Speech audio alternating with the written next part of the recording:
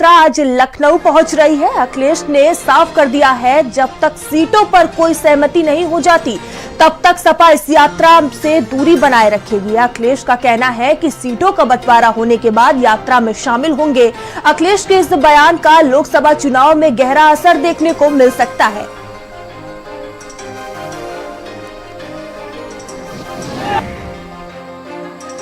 अभी बातचीत चल रही है, कई दौर में बातचीत हो चुकी है, कई सूचियां उधर से आई, सूची इधर से भी गई।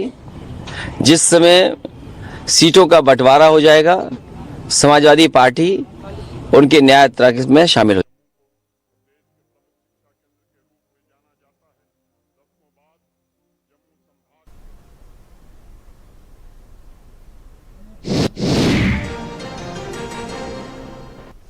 देखिए, सीटों को लेकर अखिलेश यादव ने साफ कर दिया है कि जब तक सीटों पर सहमति नहीं बनेगी तब तक राहुल गांधी की भारत जोड़ो न्याय यात्रा में अखिलेश यादव नहीं शामिल होंगे। बता दें कि जो यात्रा है वो आज लखनऊ पहुंच रही है।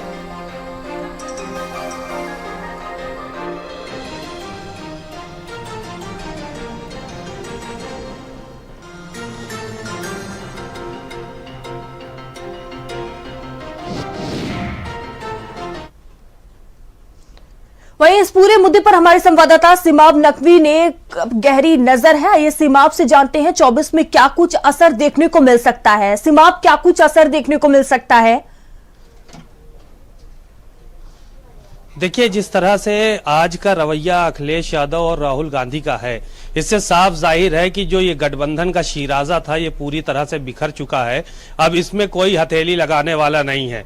अखिलेश यादव की दूसरी लिस्ट आ गई कल, उसमें तमाम लोगों के नाम फाइनल कर दिए गए और बताया ये जा रहा था कि कांग्रेस की भी उनमें से कुछ सीटों पर नजर थी और कांग्रेस को वो सीटें चाहिए थी। लेकिन अखिलेश यादव ने दूसरी लिस्ट जारी करके साफ तौर पर इस बात का संदेश दिया है कि अब गठबंधन पूरी तरह से फेल हो चुका है।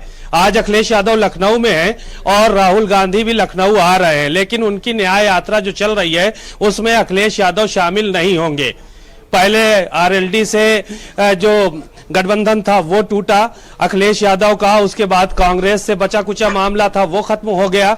अब कांग्रेस इस बात की कोशिश कर रही है कि किसी सूरत से मायावती को अपने पाले में ले लिया जाए, लेकिन मायावती ट्वीट पे ट्वीट करके इस बात को कह रही हैं कि उन्होंने कह दिया है कि वो अकेले चुनाव लड़ेंगे तो वो लड़ेंगी। बहरहाल अब आज राहुल गांधी की न्याय यात्रा लखनऊ आ रही है और इस न्याय यात्रा में क्या कुछ वो मैसेज देने की कोशिश करेंगे ये तो थोड़ी देर में पता चलेगा, शाम तक पता चलेगा। लेकिन जो पूरा गठबंधन का शिराजा था, जो न्यू तैयार हुई थी नीतीश कुमार और अखिलेश यादव द्वारा, वो पूरी तरह से बिखर चुका है। नीतीश कुमार अपना किनारा कशी कर चुके हैं, जयंत चौधरी अपनी किनारा कशी कर चुके हैं। अखिलेश यादव और कांग्रेस का गठबंधन उत्तर प्रदेश में होना था, दोनों ने अपनी अपनी राह पकड़ ली है और अगर इसी तरह से चलता रहा तो जाहिर है कि दोनों पार्टियों को खासा नुकसान उठाना पड़ेगा। एक शेर किसी ने कहा है कि आह को चाहिए एक उम्र असर होने तक, कौन जीता है तेरी जुल्फ के सर होने तक। हमने माना कि तगाफुल न करोगे लेकिन खाक हो जाएंगे हम तुमको खबर होने तक।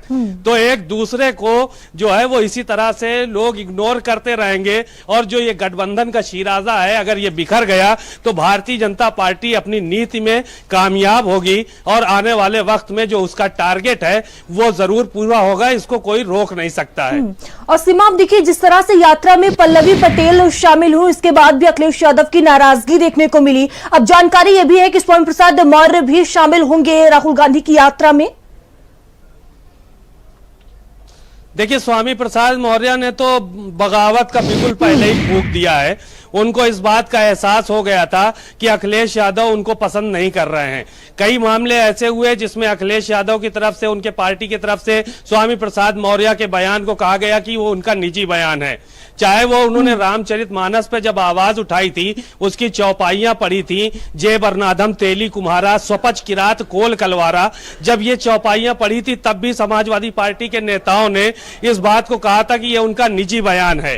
और इसके अलावा भी कई बयान स्वामी प्रसाद मौर्य ने दिए, उनको भी निजी बयान बताया गया। यहां तक कि मनोज पांडे जो कि समाजवादी पार्टी के मुख्य सचेतक है विधानसभा में, उन्होंने ये तक कह दिया था कि स्वामी प्रसाद मौर्य का मानसिक संतुलन खो चुका है।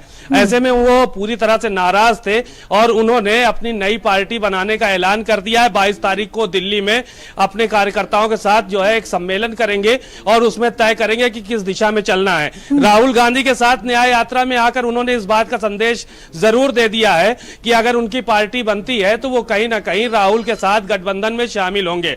पल्लवी पटेल की भी नाराजगी पीडीए को लेकर रही। उन्होंने कहा कि जब पीडीए की बात अखिलेश यादव करते हैं तो राज्यसभा में आलोक रंजन और जया बच्चन को क्यों भेजा जा रहा है।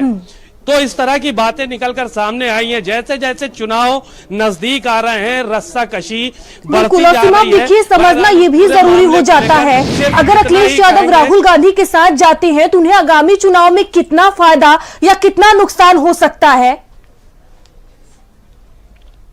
देखिए, एक बात आपको बता दें कि अखिलेश यादव के साथ राहुल गांधी का जो उत्तर प्रदेश में गठबंधन हो रहा था उससे कांग्रेसी बहुत संतुष्ट नहीं थे। शुरुआत से वो इस बात को कह रहे थे कि उनका अगर मायावती के साथ साथ हो जाता तो ज्यादा बेहतर होता, क्योंकि दलित वोट भी मिल जाता और मुस्लिम वोट भी मिल जाता मायावती के साथ गठबंधन होने से। पूरी राजनीति जो इस वक्त चल रही है वो जातिगत राजनीति के आधार पर चुनाव करने की तैयारी में कांग्रेस पार्टी लगी हुई है। ऐसे में अब अखिलेश यादव के साथ उनको गठबंधन मजबूरी में करना पड़ा था, क्योंकि अखिलेश यादव तमाम नेताओं के साथ मिले थे। वो ममता बनर्जी से मिले, वो तेजस्वी यादव से मिले, वो नीतीश कुमार से पहले मिले, कांग्रेस के नेताओं से मिले, तो एक उनकी अहम भूमिका रही है। लेकिन इस बीच तमाम चीजें जो निकलकर सामने आई उससे धीरे धीरे शिराजा बिखरता चला गया। ममता बनर्जी ने अपनी राह पकड़ ली, नीतीश कुमार ने अपनी राह पकड़ ली और इसके अलावा तेजस्वी यादव अपने अभी भी जो है वो कांग्रेस के साथ डटे हुए हैं। अखिलेश यादव अपनी राह पे हैं, जयंत चौधरी अपनी राह पे हैं। तो इस तरह से ये धीरे धीरे शिराजा बिखरता चला गया और कांग्रेस के नेता शुरू से मुखर रहे। प्रदेश अध्यक्ष अजय राय अखिलेश यादव पर निशाना साधते रहे, मुलायम सिंह यादव पर निशाना साधते रहे। तो इस तरह की बातें निकलकर सामने आई जिससे समाजवादी पार्टी के जो नेता थे, कार्यकर्ता थे, वो बेहद नाराज थे। वो खासा खफा नजर आ रहे थे और लगातार जो है वो क्रिया प्रतिक्रिया चल रही थी। बात होगी क्या कुछ होता है। चलिए खबरों में आगे बढ़ते हैं। खबर सुल्तानपुर से है, जहां राहुल गांधी को एमपी एमएलए कोर्ट से जमानत मिली है। सुल्तानपुर एमपी एमएलए कोर्ट से राहुल गांधी को जमानत मिली है। मानहानि मामले में राहुल गांधी को यह जमानत दी गई है। बता दें, अमित शाह पर आपत्तिजनक टिप्पणी पर केस हुआ था और इसी मामले में अब जमानत मिली है राहुल गांधी को। बीजेपी के स्थानीय नेता ने राहुल गांधी पर केस दर्ज कराया था। आज एमपी एमएलए कोर्ट में पेश हुए राहुल, और जहां राहुल गांधी को जमानत मिली है। 25-25 हजार के बॉन्ड पर राहुल को जमानत मिली है। तो मानहानि मामले में राहुल गांधी को जमानत मिली है।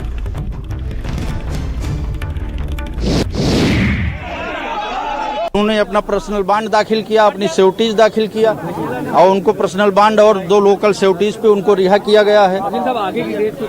आगे की डेट अभी नहीं आई है, आगे की डेट जो है वो ऑनरेबल कोर्ट तय करेगी। इस तरह से उन्होंने अभद्र भाषा का प्रयोग किया था, उसी पर इनकी जो वीडियो क्लिप दाखिल हुई थी और जो गवाहों का बयान हुआ था उसको कंसीडर करते हुए ऑनरेबल कोर्ट ने इनकी तलबी किया।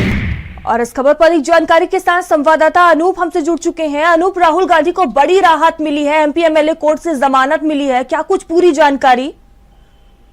बिल्कुल, आपको बता दूं कि राहुल गांधी को बड़ी राहत मिली है। एमपी एमएलए कोर्ट ने सुनवाई करते हुए आज उन्हें 25-25 हजार के जो निजी मिचौके थे उन्हें जमानत दे दी है। बहरहाल राहुल गांधी सुल्तानपुर से रायबरेली के लिए रवाना हो गए हैं। इससे पहले आपको बता दें कि करीब 5 साल पहले का ये मामला है, जब कर्नाटक विधानसभा चुनाव के दौरान एक प्रेस कॉन्फ्रेंस में राहुल गांधी ने तत्कालीन बीजेपी के राष्ट्रीय अध्यक्ष और वर्तमान में जो गृह मंत्री अमित शाह उन पर एक आपत्तिजनक टिप्पणी की थी। इसी टिप्पणी से आहत होकर सुल्तानपुर के पूर्व कोऑपरेटिव चेयरमैन और बीजेपी नेता विजय मिश्रा ने एक परिवार दाखिल किया था एमपी एमएलए कोर्ट में।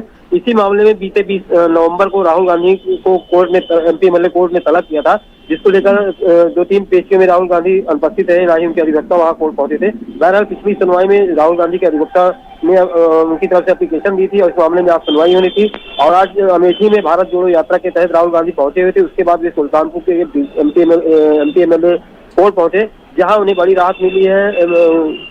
सुनवाई करते हुए एमपी एमएलए कोर्ट ने उन्हें जमानत दे दी है 25-25 हजार के निजी मिशनों के जी। जी धन्यवाद अनूप तमाम जानकारियों के लिए। और चलिए आगे बढ़ते हैं, खबर मुंबई से है जहां टीवी अभिनेता ऋतुराज